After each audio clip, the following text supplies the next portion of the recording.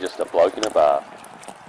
What is up, ladies and gentlemen? Welcome to another episode of Packer Up, boys. It is that time. Listen and listen good. Wow. A Denzel Frothington on this beautiful weekend. I'm not sure about Queensland, but Sydney, the weather is absolutely beautiful. In the shade, a little bit chilly on the willy, but once you get outside that, the willy warms up and it's a nice, crisp, beautiful day. As always, guys, all your troubles, put them aside. Just put them in a little box in your mind and focus on all the good stuff. All the good stuff. Beautiful day. You got time off work. You don't have to bloody wake up early and go to work where a boss is telling you to do a job you don't enjoy. Just enjoy it and don't be hard on yourself. Don't be hard on yourself. You made a few mistakes. It's all good, baby. It's all good. We all do. Matty, how you going, brother?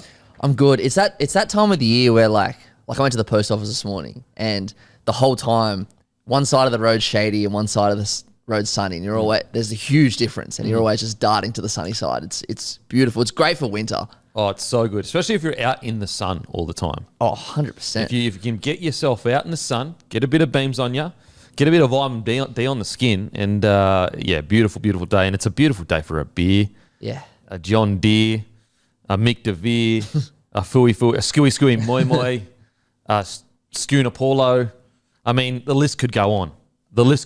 So get into your local, grab a case of Bloke Beer, Liquor Legends, Celebrations, IGA Plus Liquor, Porter's Liquor, Bottle-O. We are in all of them, guys. All of them. So get into your local independent Bottle-O. Independently owned by Australians. Support your locally owned business by grabbing a case of Bloke Beer. It is a beautiful beer. Give her a crack. If you're driving home and you normally drink another beer and you haven't given Bloke Beer a try, I promise you, give her a try. You will not be disappointed. It's a beautiful beer. We had the Beer, Food and Footy Festival a few weeks ago, and I think we had the most people buying beer at our tent. That's how that shows you a quality beer. So give her a crack. And it is the beer of rugby league. It is the beer of rugby league. Tell me another beer that loves rugby league the way we do. Oh, wow. So much going on. Obviously, the game last night, RLPA, NRL. It's over, they say. Hope it, fingers crossed. But then, just dropping before the podcast, Las Vegas, Broncos, Manly, Rabbitohs, Roosters, round one. They're all going to play each other at one time on the field. It's going to be a 1v1v1. Yeah. No, I jest. They are going to Vegas for round one, playing in a huge 65,000-seater stadium. Yep.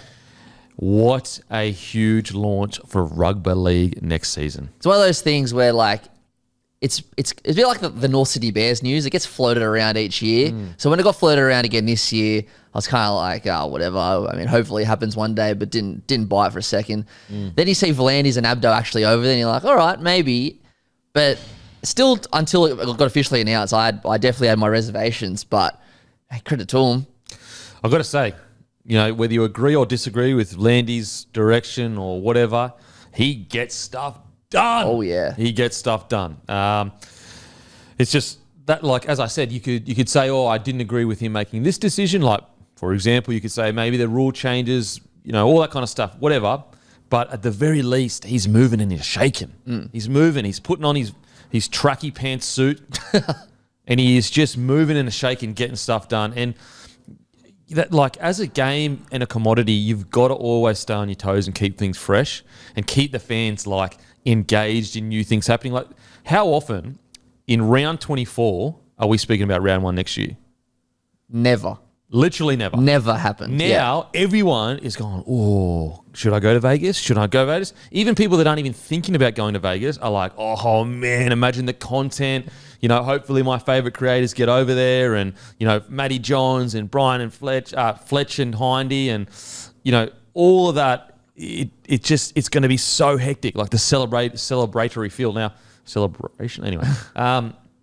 Who will play who? I mean, you have to assume it'd be Brisbane versus Manly and Rabbitohs versus Roosters. Sure. Well, I think so, because it's the two biggest rivalries in the NRL, South and Roosters, and then Denon versus Hello Sport. You know what? That's a great point. And that's why Vlandis has sent him over. I think so. I'll back up a bit. Broncos are always going over because we're the big swinging dicks. Let's just get that fucking down pat. And Manly, bit of charity for the boys. Like, all right, we'll bring you over, you fucking loot. No, joking.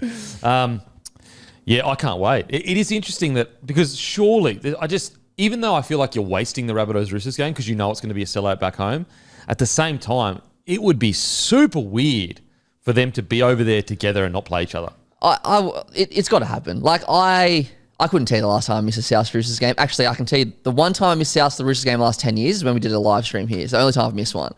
And even I'm just like, hey, have it South Roosters. That is. And also when we did the away tour. Oh, that's right as well. Yeah. So I have missed a couple. I don't want you lying to the fans. Yeah, you're right. I've because we lost that game. You're trying to sound heaps loyal. I get it, but you're not. You're a fucking turncoat. I'm never a turncoat to the Roosters. But like I love nothing more than going to South Roosters, but 100% it has to be South versus Roosters, and hopefully it's a South home game as well, so we don't have to play it. Who do you reckon is the main slot? Brisbane or versus Manly or the main slot? I'd say Roosters Rabbitohs, but you know. Yeah, I mean, does it really matter over there? Like, who gets the main slot? Well, it matters here. Well, of course it matters here. Yeah. I don't know. Over there is less important than here. Here's where all the money comes in with the viewership. Yeah, it's a good point. I probably would say if it's South Roosters, I'd say, because in order of clubs, it'd go like, obviously Brisbane and South are 1 and 2, and then Roosters and Manly are 3 and 4 in terms of like big clubs and people watching. So, I mean, if South versus Broncos, for example, then obviously that would be the time. Could you imagine if it is South versus Broncos? It could be. It very well could be. That'd be a big game. That'd be a big game. But anyway, super exciting. And, you know, this is the fun part of rugby league. And, you know, the RLPA versus NRL is hopefully over.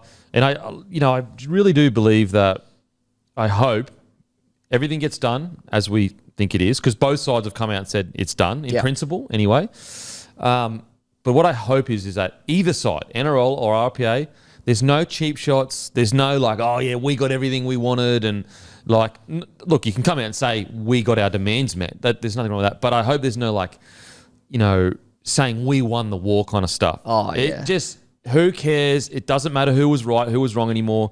Everything's been agreed to. That's all that matters. And I think it's a really, really good opportunity for the RLPA and the players and the NRL to show a really strong force to the fans and say, we are united back together. 5-year deal, done and dusted. Let's get back to loving rugby league. Yep, I totally agree. And I don't think they're silly enough to not think that this has been the most fatiguing process for fans, for everyone, because like, obviously it had to get done. It was a lengthy process. It took as long as it did because it did, but surely everyone in that building as well is over it, and we can all be friends again. Yeah, and just I think it's a real good opportunity to show that strength. If anything, I hope there is a PR kind of campaign to show that the players and the NRL are solid and happy and everything is good moving forward, because there's nothing worse than dividing a fan base. Some pick the NRL, some pick RLPA, and it's shit. No one wants that. Even the players don't want that. The NRL doesn't want that, because I think, you know, we understand the players are human. We get that, and you know most people do anyway. But also, people work at NRL too. Like that, they're people working a job, doing the best they can in whatever they're doing. And sometimes you forget when, like, they're huge. You know, the NRL, they're the boss. They're the huge corporation, and you forget it's made up by a group of people that are just like me and you that are working. And so, I hope there's just no nonsense in the media. It's all about positivity, all about how great the game. Because right now, the game is in the most incredible spot it's been in forever. For sure. Forever. We're winning all the ratings wars.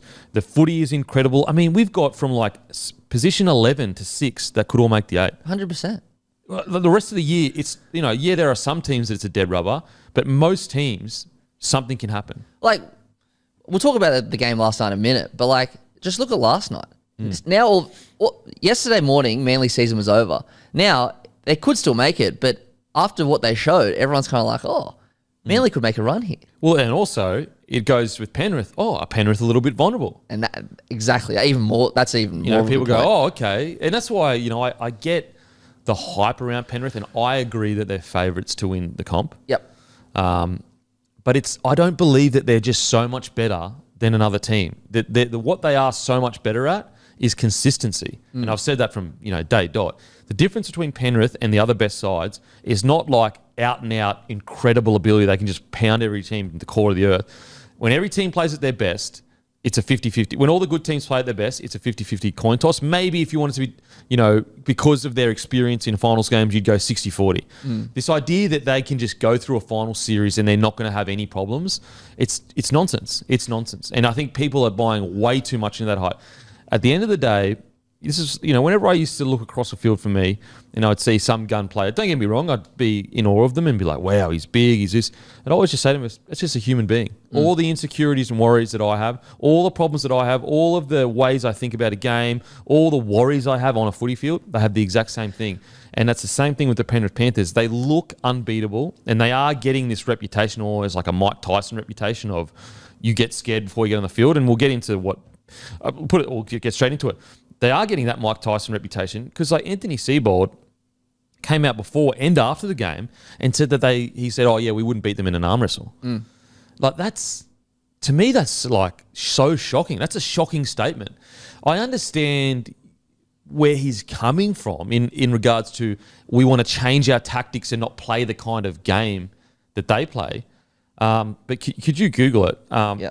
I'm pretty sure he was literally quoted saying, we can't beat them in an arm wrestle. Yeah, he did. I watched it this morning. And so, like, that's what I meant a couple of weeks ago, where I reckon they're getting into this Mike Tyson area where everyone is kind of like in awe of them and like they're almost inhuman and unbeatable. And I just disagree. Yes, they're easily the most consistent team in the comp. Yes, they're favourites to win the premiership. But 80 minutes of rugby league, anything can happen. Literally anything can happen. And I just believe that people that are just so sure that they just cannot be beaten, I just don't think that's true. Now, that is not saying that they're not going to win the comp, but it's just saying this aura of invincibility, it's just not true for any footy team. 80 minutes of rugby league, anything can happen. Look at the sin bins. What if Penrith in a prelim get 2 sin bins and the game's over? Yeah. Like, you know what, like so much can happen. Well, I just reckon all you got to do is look at history. Look at the last 20 years, for example. Go back to early 2000s. The Roosters were, from 2000 to 2004, say, were just this crazy team. But they got knocked off by Penrith in 2003, which was like one of the greatest upsets. They lost in 2004 to the Bulldogs. They only won 1 premiership in that year. Yeah. Look at the Dragons in the mid-2000s. Like, they were the hottest team in 2005. They were the hottest team in 2009. They didn't even make they made the prelim in 05. They didn't even make things can happen on the day. Yeah. Look at 2021. Everyone, and people forget this really quickly because of what Penrith have done.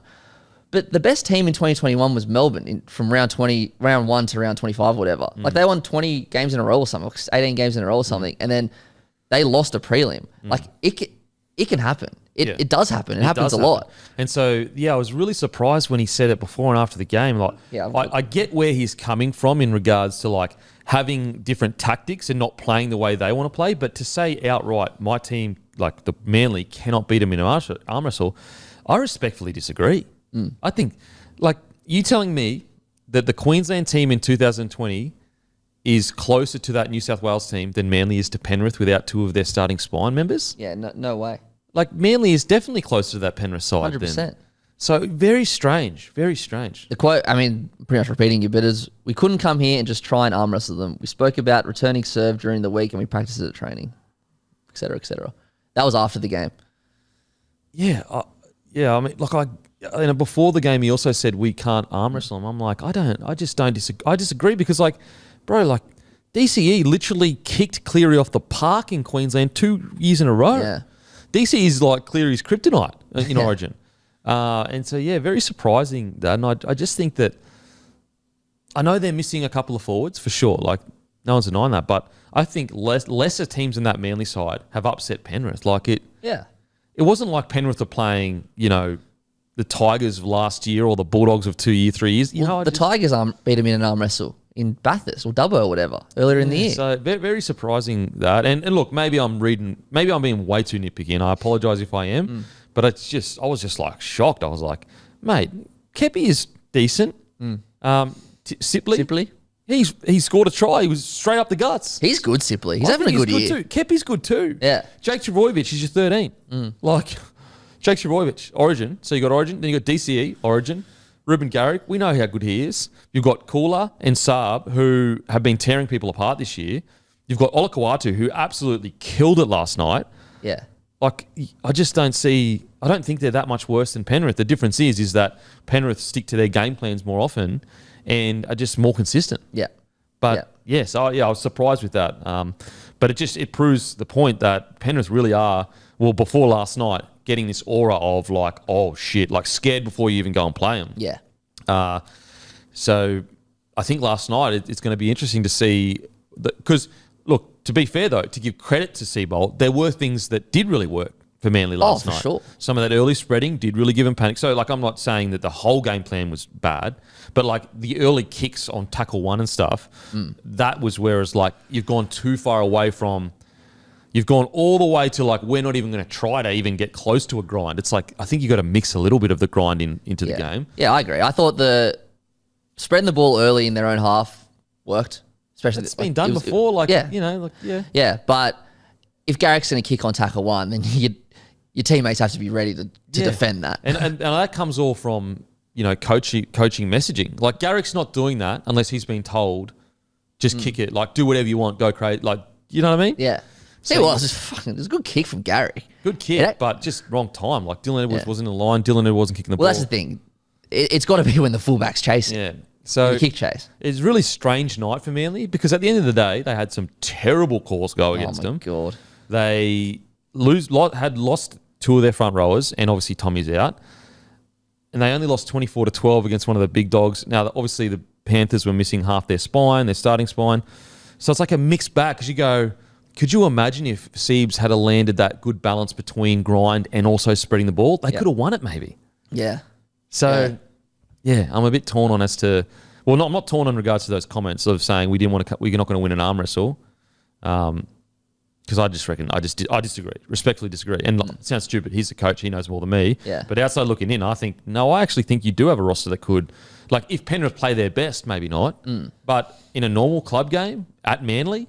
I think they got at normal club game at home. Penrith have a couple of people out, so you might as well. Penrith are already locked into top 2 finish essentially. Yeah, you're fighting for the to get into the A. Yeah, all the recipe is there to actually win a nail biting contest. Yeah, and in the first half, I thought that even though they spread a little bit, they did go up through the middle. So yeah, anyway, I wonder. I don't know who's playing Penrith next week. I'll have a look in a sec. But I wonder if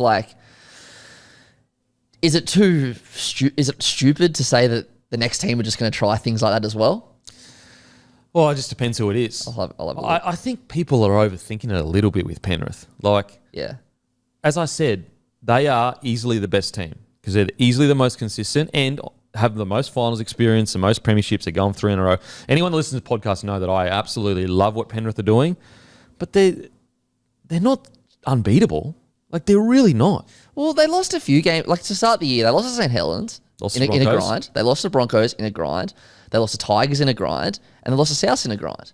Yeah, so and that was in the first 10 weeks. That's this idea that they're just completely invincible and we need to have this crazy game plan that's like out of the box. Yeah. I just don't know. Now, little tweaks for sure, little tweaks. But I actually have the opposite idea. I actually don't think that you spread it. Right. I actually think that you should just go real tight ruck plays through the middle and just try to play a hyper quick game through the middle. Because like what's the one thing the Penrith Panthers do is they rest their forwards in attack to make them go in defence. Yeah. And I understand the argument. Well, if you try to go up really tight through around the ruck, they'll because they're rested, they'll do it really well. But first of all, there's only so much line speed you can get at A. So if you're hitting in behind the markers all the time, that's when you may actually tire out the forwards. So, yeah, look, I'd have to look at it more. And the guys and the coaching staff would have way more video. But when I look at Panthers, I would definitely spread it. What I'd be doing is I'd be getting to I'd be spreading it, getting to a point in the field like you're 3 in, so it's Cleary or Luai, and then I'd be hitting in behind the ruck and staying down that path. Yeah. And then I would just be constantly kicking away from To'o. Or I'd be kicking to To'o and making sure that as soon as he catches the ball, we're landing on him. Yeah, so he doesn't get that. So he doesn't get that second carry. But yeah, look, coaching staff do way more study on tape than I do. And this is, that's just my opinion on how I'd handle it. But this idea that they're unbeatable through the middle, I don't know. I think that there's only so much line speed you can get at a marker. If the dummy half's jumping out and holding up that hooker as the marker, and you're hitting him behind the marker, it's like very hard to dominate a tackle through there. It's a brave run, and also seems obvious, but if you can nail that, I mean, look, to be honest, it's what Penrith do really well. Well, yeah. Just hit in behind the ruck and just get momentum going. So yeah, Manly did really well for it only to be 24-12, but I actually think it's a bit of an opportunity lost because Penrith didn't play well at all to their standard, and I think Manly actually could have won that game. And I think I actually think as well, a couple of those calls, at least definitely one of them, like the Liam Martin one, That was just terrible. like so what I don't get. Okay, so is it because that it was a play before the play ball they can't go back to it? Yeah. Which for 100 and whatever years made sense, but in the last year or so, they've been going back, but I think it's just for penalties. I think it's like foul play that they can only go back. Yeah. But So, it's But like, how do you miss that? I know, how do because you miss not the thing that annoyed me was like, if you miss a knock on, you miss a knock on. Shouldn't never miss a knock on, but if you do, but like Martin and was it Vega who was contesting the ball? They knocked it onto each other like 100 times. Like it was no matter what, play had to be stopped. And then you could argue that Cleary was on the ground, I think, or someone was on the ground. They passed. Cleary it off was the on the ground. ground and passed off the ground, and that's probably 50-50. Yeah. And then did Cleary knock it on after that? I don't know. Who It knows? was a fucking shit fight. Yeah. But yeah, it was a weird, like 24-12 against the reigning premiers of favourites. I think a lot of people, usually if you just saw the score and you didn't watch the game, you'd go, oh yeah, bloody oath, man. They're like, fucking good on you. So you're not in the eight. You're pretty much out of finals contention. And you've taken it to the reigning premiers that are dominating everyone. But if you watch the game, you're almost like, oh, shit, what an opportunity lost. Yeah, because I enjoyed the expansive way they played, but 100% right. Like they screwed up a few times as well. Like they didn't take their opportunities. And maybe that's because they're, not as far along as they would. And so, yeah, I'm a bit, this inconsistent, even in the same game with this Manly is just, it's a bit worrying going forward. Panthers, on the other hand, as I said already, they're not unbeatable. I don't think they're unbeatable. They're just the most consistent. Yeah. They're going to, even when they're playing 7 out of 10, they'll find a way to beat you. And so basically, in their finals run, if you don't play 9.5 out of 10, they'll beat you. But if you play 9.5 out of 10, you absolutely can beat the Penrith Panthers. Yeah. Like they lost a game last year. Yeah, of course. The first game, didn't they? That 2021. 2021, they lost the first game. Yeah. Even in the prelim, like they were down 12-0 at one point. Yeah.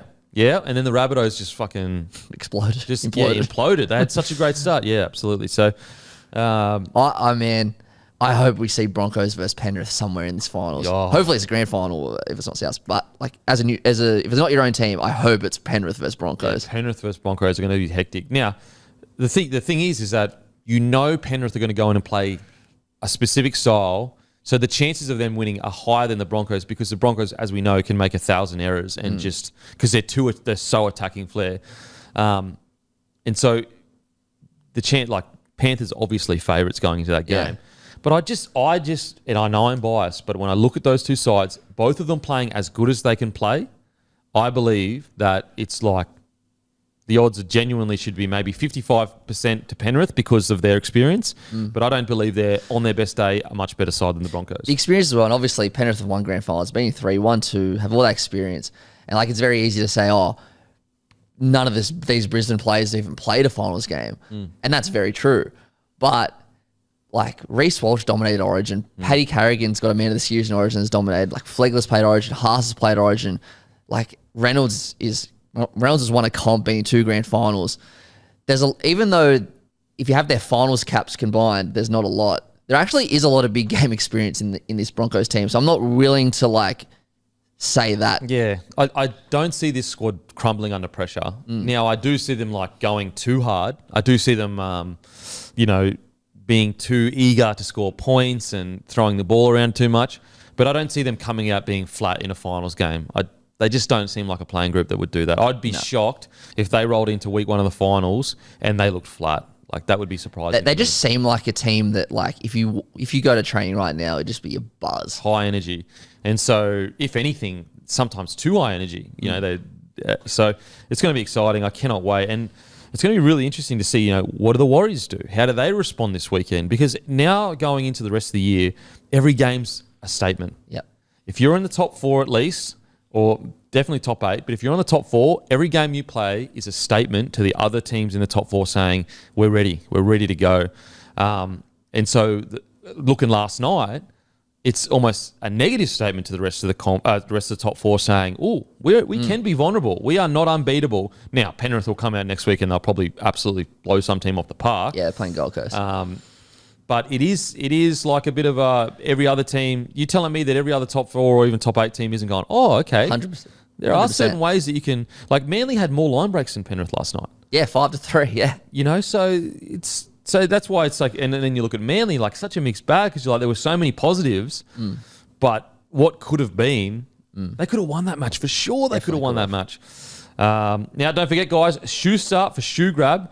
When you put Schuster as a code, $30 off selected shoes, and Payne for hungriest player, you get free delivery when you spend $15 or more from Menulog. Just on Shoe Grab, sorry.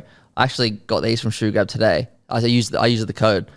$30 like off. As in they arrived today or you bought them today? I bought them on Wednesday Arvo and they arrived this morning. Really? And they got $30 off. So thank you, Shoe Grab.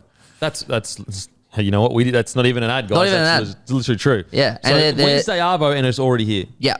It was express shipping and the express shipping was free. So you can pay for same day. I didn't do that. Yeah. But I bought it Wednesday Arvo. So all express shipping is free? I think over a certain amount. I paid $200 for these. Well, I know shipping's free. Yeah, right. Shipping's free. So all shoes, I'm pretty sure, guys, on Shoe Grab, shipping is free, and all clothing and that. Yeah, right. Anyway, so yeah, head to Shoe Grab, started by a bloke just like me that come from nothing and built it all up. So support, locally owned business in Shoe Grab, and it's expanding. It's a massive store in Melbourne now, obviously in Sydney as well. I really hope that the bloke community gets behind it, because the way I see these partnerships, especially with places like Shoe Grab, is like I always imagine in 5 to 10 years we both come up together, and like let's say Shoe Grab can look back and go, man, being a partner with Bloke was a huge reason why we went so well. Now, obviously, there's a million other things that they're doing. We're a small part to Shoe Grab, but it would be so rewarding to be on that journey together. Yeah. And, in 5 or 10 years' time, if we're bigger as a media network and they're like nationwide now and we've played a huge part in that, I would love that. So if you're going to buy shoes, do it at Shoe Grab. And, I'm not just a part of it. The bloke community is a part of it. And we get to witness another young man from Sydney. Well, I'm not from Sydney, but another young man build up a business that we're a part of. So if you're going to do it, Shoe Grab, the place to go. And they love their rugby league, currently sponsors of their doggies, and actually been hooking up NRL players for quite a while with mad kicks. And Menulog, guys, you're loving the discounts on Menulog. So use code PAYNE for free delivery when you spend a $15 dues or more. Would you say you're a movie man yet or not? No. So you haven't even turned into one? Never. What do you do? Well, let's say, okay, no work, no rugby league, and you're not doing anything with the missus. What does Matthew do? I watch a lot of TV shows. Really? Like what? Like I love the Power universe. Like I've watched 50 Cent Power? Yeah. Okay. Like I've watched it I watched every episode twice. I watched like Top Boy. I like all the crime stuff, like the fake crime stuff. Because you're a sicko?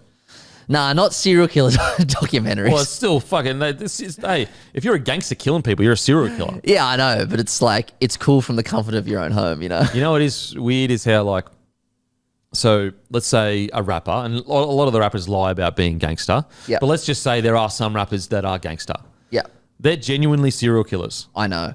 But we see them and glorify it as like, he's from the hood and he fucking made it work, and rightly so to a degree. From literally some of the hoods out there for them, the young men that come through that and then be successful, it's the most incredible stories ever. Yep. But dudes that are rapping about popping caps, getting caps popped in people's asses, popping caps, and they did 5 or 4 cap pops in another person's ass. He's a serial killer. I know that it's where they're from and it's hard to disassociate. But I always just think, I know it's easy for me to say, but surely once you've made it, you just leave that life. No, it's hard because people that go, I can't believe you get involved in that. If you grow up in Australia, I personally believe you have no reason to be getting involved in that because we don't have hoods like we've got rough areas, but not hoods like America. Like we're talking about areas that were like redlined where, you know, groups of people were forced to live there. You know, they're quite poor. But the reason why, you know, and look, this is, guys, I'm a footy analyst, like, let's just fucking. But my understanding, like, imagine a world where you're a young boy, and we all get it, like, you know, I grew up getting in fights for no, like, why was I fighting anyone? I'm just a young idiot. But you're a young boy, there's gangs around, and you're going to a school or you're walking home from school, you're getting bashed up, you're getting stuff stolen, you're getting all this stuff happen to you. How do you avoid that? You join a gang. Yeah. And then all of a sudden, you don't want to do it, but it's for protection. And it's all you've seen. It's all you've known. Like, okay, here's a good example. When Americans come over here and they see rugby league, their mind explodes. They're going, you guys are off your head. You are mental. But because we are desensitized to rugby league because we grew up from a young age, it's normal to us. Yeah. But when you actually think about how insane rugby league is, MMA fighters and boxers, they fight maybe 3 times a year. Rugby league players play every single week and they get knocked out every week. They get concussed every week. At least one player does. And so that's how desensitized we are to the brutal nature of rugby league. You know, you look at NFL. Like NFL is hectic. You got the pads on, huge hits. So they're tough. They don't play for 80 minutes. They're on the field for 2 minutes. Yeah, and they've got like a defense team, an offense team, a special team. Like so it's an example of everyone is responsible for their actions. Every adult is responsible for their actions, and child, but adult mainly. But to judge someone that's brought up in a certain environment, it's very hard to do it. Now, it doesn't mean like you're a mad dog if you go and kill 5 people. No, you're a bad person and you should be in jail. Like, and you know, all that stuff. But yeah, like young men especially, they have a tendency in their younger years to be aggressive, to be violent. I personally think, and this is pure speculation, but I reckon because men for hundreds of thousands of years, from 16 years old to probably 25, have gone away to war, I actually think we're wired to, like, that's why we act out so much when we're teenagers and we're so hyper aggressive. And it's not till you get older, when you're like 30 plus, and obviously your testosterone goes down a little bit, that you look back and you go, fuck, you were pointlessly aggressive and angry and you just wanted to fight, or just a lot. And I think it is because for hundreds of thousands of years, again, pure like this is probably all nonsense, but you know, we went away to war and a lot of young men died. Like, that's all we were. If you were in a tribe and you hit 16 years old, you were basically guaranteed to go and have a war with another tribe. And we did that for hundreds of thousands of years. So I feel like that's why a lot of men have problems during those years, because they got no way to get that energy out. It's actually why I'm pretty sure gridiron, I think, was started. So after one of the wars, and can you Google this, like why gridiron was started or how it started? At universities, they needed a way, or they wanted a way for young men to be able to go to battle without that, obviously, serious consequences. And that's why gridiron, I'm pretty sure it's gridiron, it's either gridiron or rugby union, was started because they wanted to be able to go to battle and get that out of their system, but do it obviously in a you know, controlled environment. Yeah, right. I'm just trying to find it. So, and you look at it and you go, like, how much do we just naturally enjoy going to battle with your brothers? It's like, it feels natural. It feels right. Like, you got a group of men, you got a task. There is no more fulfilling feeling from, especially a young man from like 16 to like, you know, 30 or whatever, than walking off a footy field or even whatever sport it is, knowing that you gave it your all with your brothers and you got the win, or even if you didn't get the win, but if you got the win. And I think that there's that inherent nature of like going to battle with your comrades. Yeah. I think there's something in our DNA that needs that kind of camaraderie and working towards something.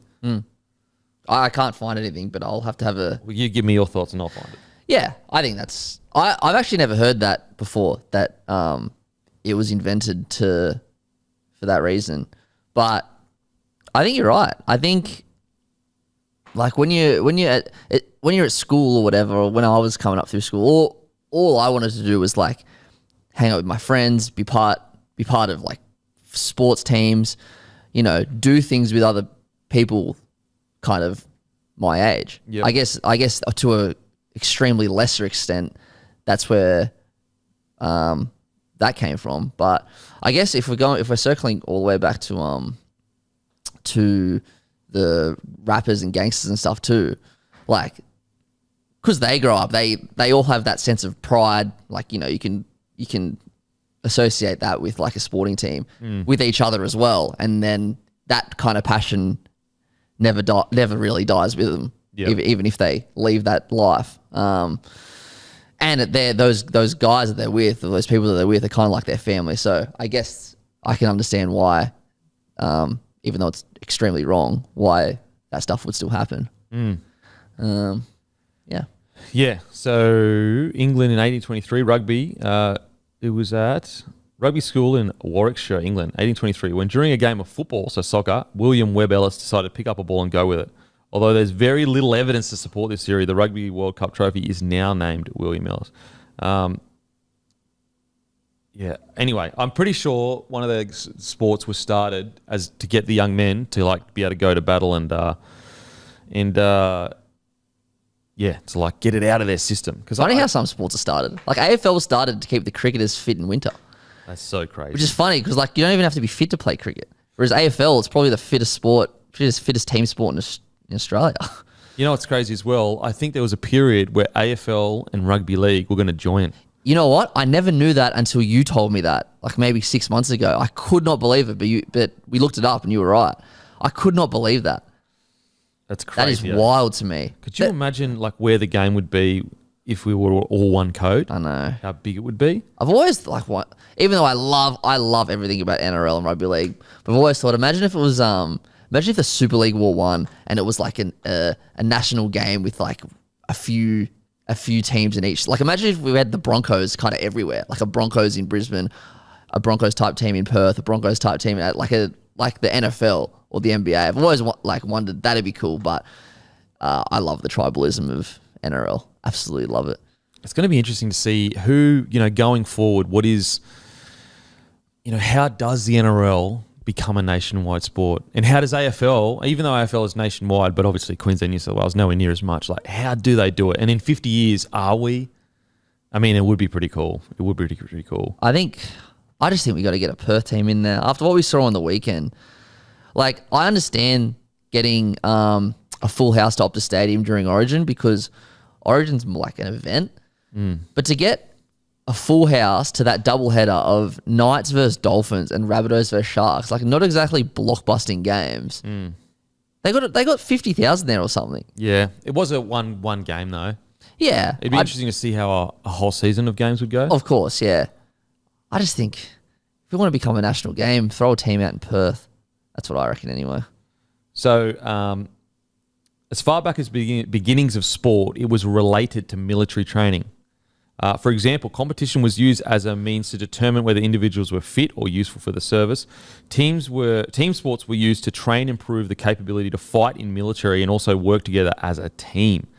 The history of sport extends back to the ancient world, 70,000 BCE.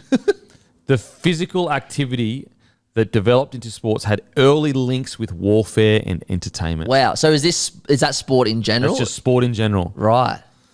So that's what I mean. Makes sense. And that's why I do feel like there's this like intangible link between young men, and I can't even speak for young men because obviously young men going to battle with other men. I think it's in our DNA. Now, obviously that doesn't mean that you excuse it. Like don't act like a fucking idiot when you're younger. Like you're in civil society. That's what separates us from animals, is not acting like your primal instincts. Like that's what some people are like, oh, well, it's natural. Yeah, bruh, if we were living natural, we'd be fucking animals. Yeah. If we just did everything that was natural, that's an animal. The difference that separates from animals and humans is the society, civility. Yeah. And so I never understand them. Oh, yeah, it's natural. Well, that doesn't mean it's right. Imagine what the world would be like if you just did whatever your impulse was. The world would burn down by now. It would be done. It would be done. Yeah, I always get frustrated when people go, yeah, but it's natural. It's like, bro, just because it's a natural way of things doesn't mean it's correct. It's not right. The reason we've built this is because you wouldn't have read a book. There's a book called Sapiens. No. It is so hectic. So basically, it says that stories and believing in myths is what started civilization. So, for example, so to build a civilization, they needed large groups of people to believe in something that would direct them. So that's why religion was so important. Yeah. You see all the beautiful monuments around the world, not all, but most of them, all religious based. Yeah. So it took the sacrifice of people to dedicate their lives to a building that they felt that they were building it for something higher than them. Whereas if you go, mate, I need you to build that building because it's just to look cool, who's going to sacrifice for that? Yeah, true. Who's going to say, I'm going to put myself out to make that building look really, unless you pay them, obviously. But even if you pay them, you could pay someone $1 million. They might do a worse job than someone that is religious because they're working for something they think is literally bigger than themselves. Yeah. But also, so the book is incredible. If you're a reader and you haven't listened to it, Sapiens, it's amazing. But think about the concept of money.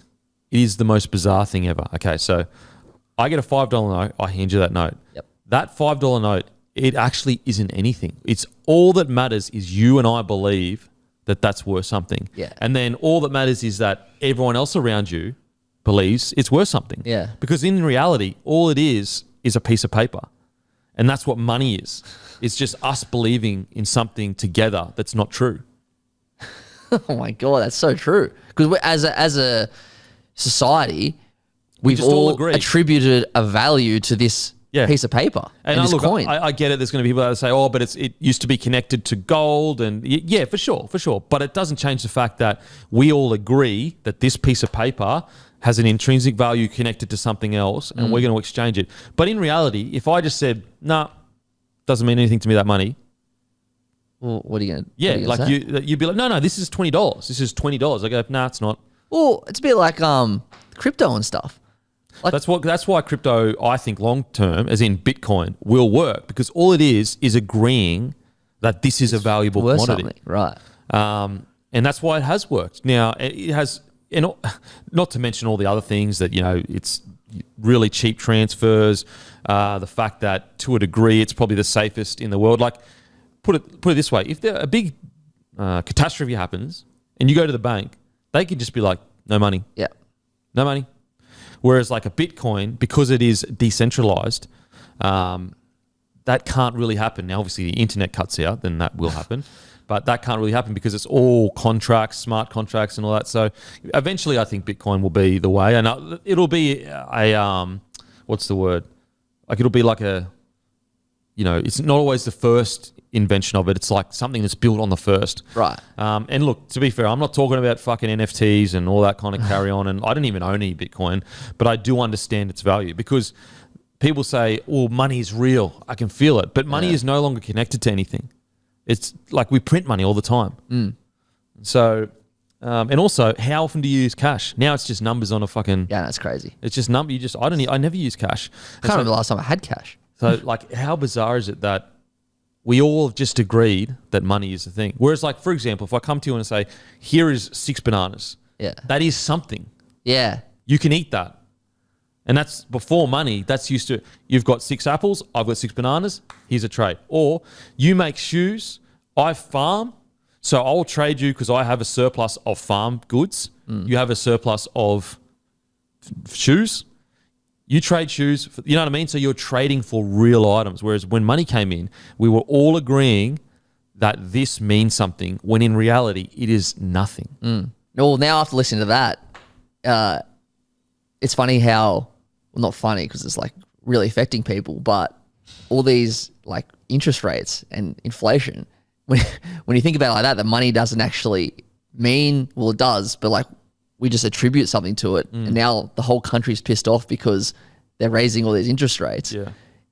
It just makes it a bit weird and a bit not real. Because you want to get deep into conspiracy. You start saying, well, you printed all this money and I'm paying for it. Like all your decisions as a government, and this is why we vote people in, but all your decisions of a government, like you're not paying for it. The people pay for it. Yeah. The people are paying for it. Like that's the most bizarre thing. You know what I reckon is really bizarre as well? And maybe I'm totally wrong here because I'm not well versed in politics and government, but like, you know how they have like Olympic Games? They build all these stadiums and all this money comes in. We pay for those stadiums with our taxpayers' money. Yeah. But do we get money back when they make a profit? And some would say, okay, yeah, that money goes back into like developing roads or something, but does it? What happens to it? I don't know. I've never thought of it like that. You know, so we pay for these stadiums. Yeah. And then they go, it was a great success. We made $1 billion profit. Yeah, it's such a good point. And it's like, well, shouldn't we all get that money back then? Yeah. Like, shouldn't it be distributed to us? That reminds me, like yesterday, it's so funny how, you know, when you're on social media and sometimes you don't post something because you just know the comments are going to be fucked. Yeah. I saw an article about Commonwealth Bank and it's like Commonwealth Bank announced a $10 billion profit. And you just know that all the comments are going to be like, what the hell? After all the money that like we put in, and now you guys get this huge profit. It's bizarre. Where does the money? Yeah. And look, it's a private company. Oh, well, it's a public company, I'd say. So, you know, it's not government owned. And if you don't incentivize these private companies to be able to earn as much as they can, then they take their business elsewhere. It's so complicated. But, you know, when you look at it and you go, you know, I'm sure the government subsidizes the hell out of, you know, the big four banks to a degree. Oh, yeah, for sure. You look at it and you go, geez, 10 billion profit, and there are people getting just absolutely smashed by interest rates. You're going far out. That's rough as anything. It's rough as anything. So it's a tough thing with capitalism, because if you start going, well, we're going to redistribute that profit, well, you're a fucking socialist now. Yeah. You know, and also they won't have incentive. You'll de-incentivize. Yeah. You know, companies to earn huge amounts of money, and so if you're so if you're Combank, you go, all right, well, we'll do this or that, and we'll spend our money here or whatever it is. Gotcha. Yeah. So it's I don't know. Look, as I always say, with all these kind of like big topics, the truth's usually somewhere in the middle. Of course. You know, you got your people over here that say, fuck, they shouldn't make any profit because of race. And then you've got some people that go, they should be able to make any profit they want. And it's like, it's somewhere in the middle. Yeah. You know, it's really somewhere in the middle. And who makes the decision of like, what is the right? I don't know what the right call is. And most people that think they know the answer, they don't know the answer. Yeah. Experts argue over the answer. Yeah. Most of it's just opinion and what you feel is right. But yeah, it's 10 billion though. It's a lot of money with it's a lot the current of climate. In the current climate. Fuck, how good are the Tillies going? I love the Tillies, but just I love that we went from gangs to Commonwealth Bank. What the hell happened there? I'm so excited for Saturday. Boys, get your Tillies out. Get your Tillies out. Boys, it's time for you to get your Tillies out.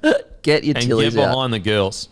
But don't say get your Tillies out to women. I'm talking specifically to boys. Yeah. And what I mean by that is support the girls. Oh, what if you're not watching the Tillies on Some Saturday? of the boys to get the Tillies out. Yeah. I'm so excited. Like Saturday, I think it's at 5 o'clock at Suncorp. Yeah.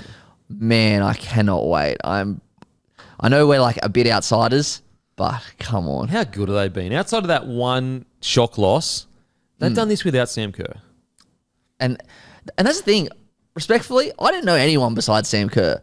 But now Fowler is so good. Fowler and Caitlin Ford. And Russo. Yeah, I love watching him. They're so good. Far out. They've done such a good job at building the Matildas up. And, you know, I'll be honest, I am more familiar with the players in the Matilda side than I am with the men's side.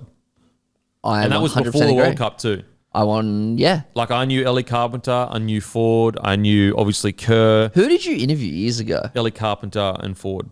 Wow. That was like 5-6 years ago. So it's crazy to see how incredible they're going now. Wild. Yeah, legends too. Ellie was like so young. I think she's like 15 or 16. She was like young already that her mum came with her.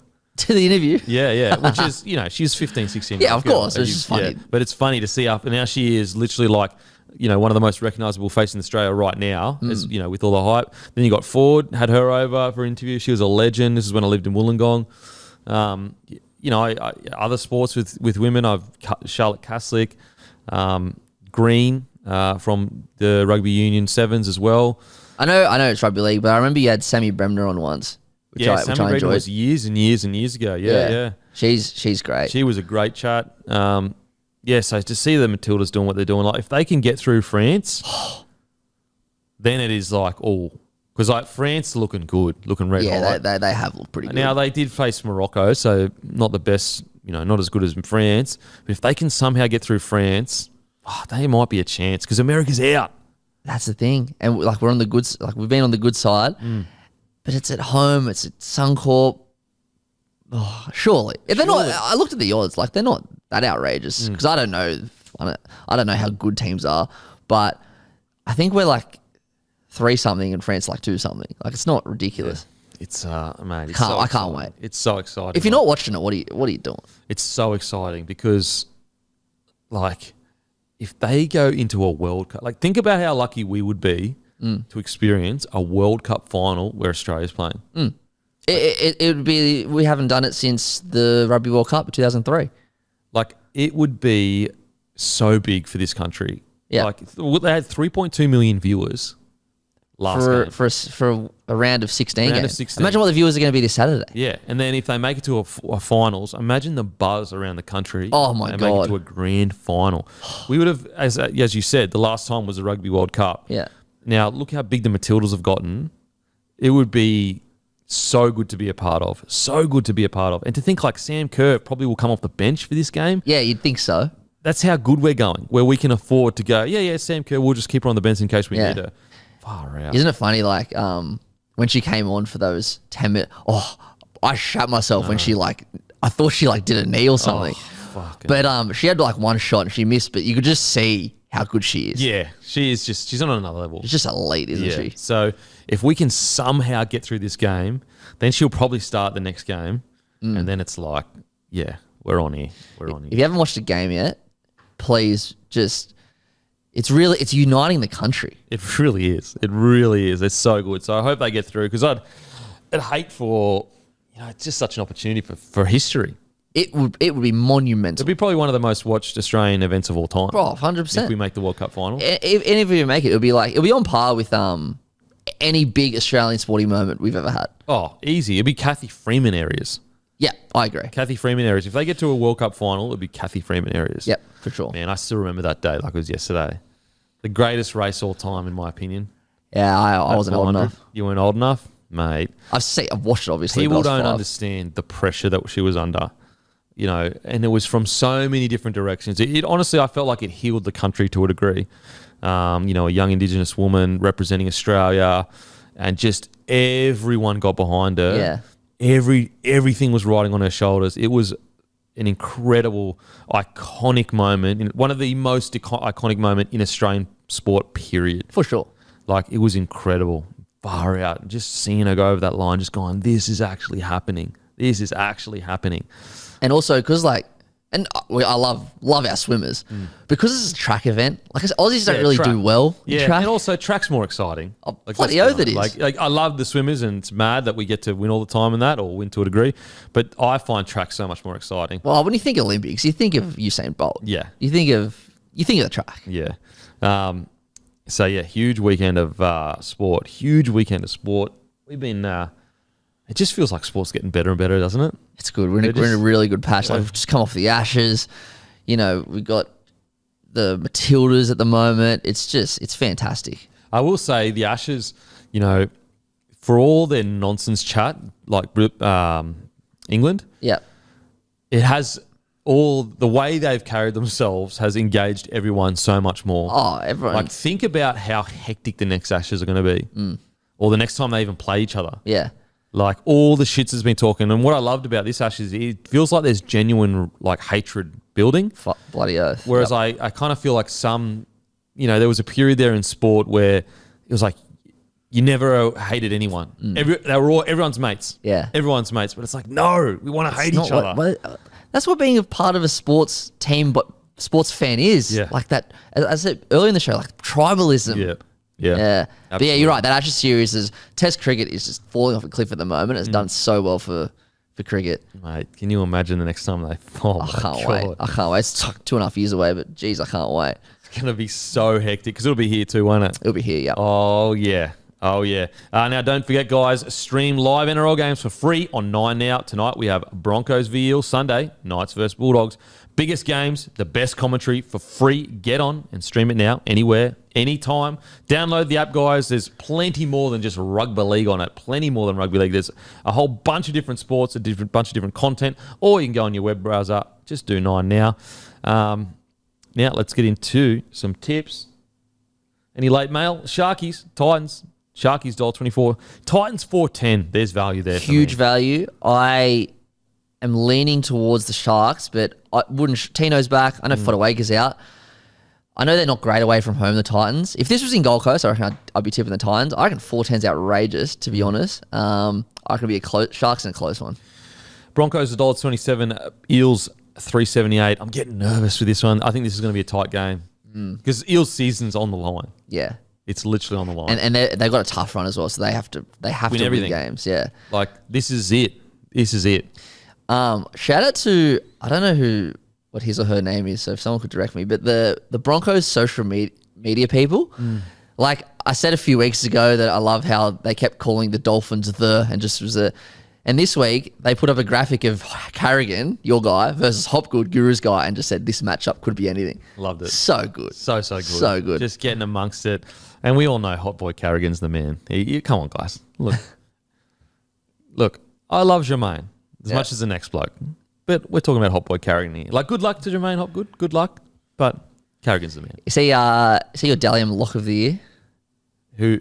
Carrigan? Well, because he's played on the edge a couple of times. Yeah. Well, right now for sure. Yeah. Right now, yeah, for sure. I'm just trying to think outside of that, who's really dominated for most of the year. I think it's Carrigan. Yeah. Yeah. Carrigan right now. Yeah. I reckon Broncos. Rabbitohs $1.12, and I hate to tell you this, Matty, 6.40's value for Dragons. I'm nervous. I'm actually nervous. Yeah. And like Rabbitohs are the shortest odds this week of any team, I'm pretty sure. There's no middles. Everyone's out. Toller's out. Sello's out. Burgess is out. Like Latrell and Cody can't do their thing unless we're in the middle. Now, I know Dragons have people out as well, like DeBellin's suspended, I think. Lomax is out, which is a big blow for them. Yeah. But a month ago, I would have been confident, but South really need to win this game, and I think the 20-point start, whatever it is crazy. Tigers 5.10, Warriors $1.17. I actually think Tigers a bit of value. I'm still picking Warriors, but 5.10. They played good last week. There's a lot of value in this round. Yeah. I think it's one of the shortest rounds ever, actually. I read this morning. I think Warriors, but Tigers being all right. Yeah, I'm going Warriors, but 5.10. Roosters $1.35, Dolphins $3.23. I'm actually going to this with Timmy. Oh, yeah. At Allianz. We're going to watch the Matildas before and then go to the game. Really hope the Dolphins win, but I think the Roosters will win. Okay. Storm, Raiders 4.10. Another value. Storm are one of those teams where they get pumped and then they put on a really good win, and this seems like a week that they'll win because they lost to Penrith last week. Plus, they're getting Hughes and Coates back, so I'm going Storm. Knights, Bulldogs. This is another one where I'm a bit nervous because Bulldogs are getting all their players back too. I think I read it's the best team they've put on the park all year. I just think Sonny Arvo, hopefully it's Sonny, in Nui. Knights looking for 6 on the trot. I'm going Knights. Alrighty, guys, done and deuced. Grab a case of bloke beer from your local and have a great weekend. We'll go and fuck ourselves. What's gambling really costing you? For free and confidential support, visit gamblinghelponline.org.au.